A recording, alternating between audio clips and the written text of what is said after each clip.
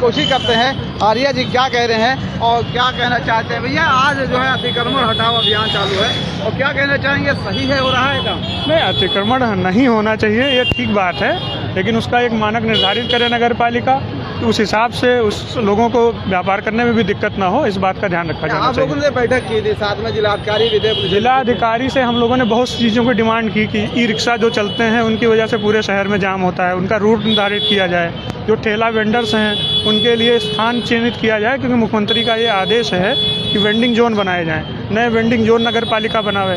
व्यवस्था आप दीजिए, फिर लोगों को विस्थापित कीजिए, अच्छी बात, हम समर्थन में। रोड के पटरी पे अतिक्रमण था, यानी कि नाजायज था, उसको हटा रहे हैं, क्या लगता है? नाजायज चीज़ों को हटा देना ठीक है, लेकिन कुछ चीज़ें जायज़ भी हैं, अगर उसको भी उसी के उसमें रखा जा रहा है तो उस पर विचार करना चाहिए। आपकी मांगों को स्वीकार किया था क्या?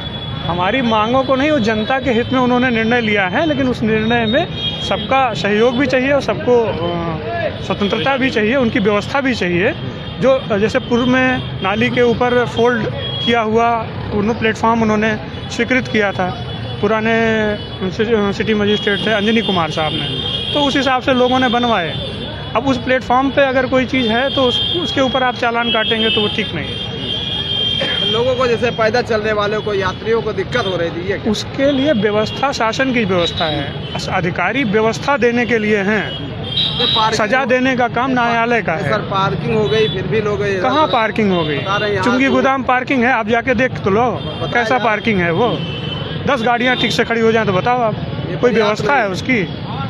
हम लोगों ने प्रपोजल दिया कि नई सब्जी मंडी उतरौला रोड पे विस्थापित हो गई, पुरानी सब्जी मंडी 3 लेयर बेसमेंट पार्किंग बना दीजिए, हमारा व्यापारी समाज तो। लेकिन जब आप व्यवस्था दोगे तब बात बनेगी, केवल हटा देने से, उजाड़ देने से बात नहीं बनती है। व्यवस्था देनी पड़ेगी, सरकार को व्यवस्था देनी चाहिए, और शासन और सत्ता इसीलिए होती ही है। आपने बैठक में उसमें कुछ हाँ बिल्कुल दिया है, कई बार दिया है, एक बार नहीं दसियों बार हम लोगों ने कहा है कि ई रिक्शा के तो रूट निर्धारित कर दिए जाएँ, अगर चौक में ज़्यादा समस्या है तो वन वे कर दिया जाए। तो जब किसी चीज़ को अधिकारी सुनेगा, के नंबर भी दिए गए थे, वो कह रहे कि अभी कुछ नहीं है। कोई इसको कहा गया था कि पट्टी लगा दी जाएगी, रंग कर दिया जाएगा, तो रंग तो मैडम ने एक कार्यक्रम नारी शक्ति का किया, वो चलिए वो अच्छा कार्यक्रम था, लेकिन पर्टिकुलर जो ई रिक्शा की संख्या है वो भी निर्धारित नहीं है। कि गोंडा की ही नहीं, पूरे प्रदेश में समस्या है, किसी भी जनपद में आप चले जाएँ तो ई रिक्शा एक ऐसी व्यवस्था हो गई है कि उसको जब तक आप व्यवस्थित नहीं करोगे तब तक बात नहीं बनेगी। व्यवस्था निर्माण आपको करना पड़ेगा, व्यवस्था निर्माण आप करिए, सभी आपके साथ में है, जनता, हम सब भी उपभोक्ता हैं। हम आज इनकी दुकान पे अगर कोई सामग्री लेने आते हैं तो हाँ, ये हमारी भी दुकान पे आते हैं, तो हम सब एक दूसरे के पूरक हैं। ऐसा नहीं है कि हम कोई तोप है और दूसरा बेकार है, ऐसा कुछ नहीं। कोई छोटा ठेले वाला है तो उससे भी हम सब्जी खरीदते हैं, लेकिन उसकी व्यवस्था आपको देनी पड़ेगी। वेंडिंग जोन आप बनाइए, उसकी जो सरकार की मंशा है उसके हिसाब से काम करिए, कोई समस्या नहीं है, सब सहयोग में हैं लोग। हाँ, कुछ लोग नाजायज करते हैं तो उनको हटना भी चाहिए।